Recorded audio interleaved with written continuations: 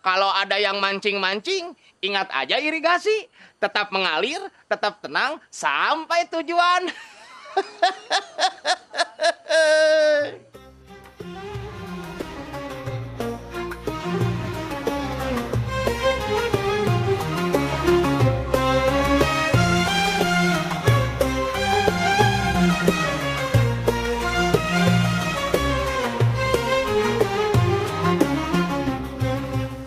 Al, Apa, Mang?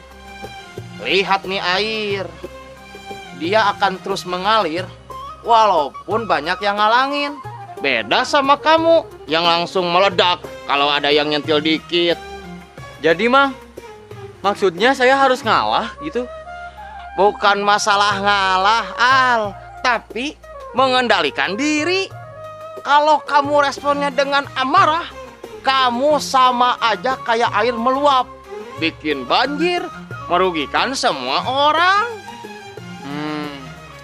Berarti saya harus belajar ngalir ya? Biar tenang, biar gak gampang tersulut gitu. Nah, pintar. Apalagi di bulan Ramadan, setan-setan diikat. Jadi kalau kamu masih marah-marah, berarti yang bermasalah itu siapa? Ya diri saya sendiri, Mang. Nah, pinter. Apalagi ini bulan Ramadan, setan-setan diikat. Jadi kalau kamu masih marah-marah, berarti siapa yang bermasalah?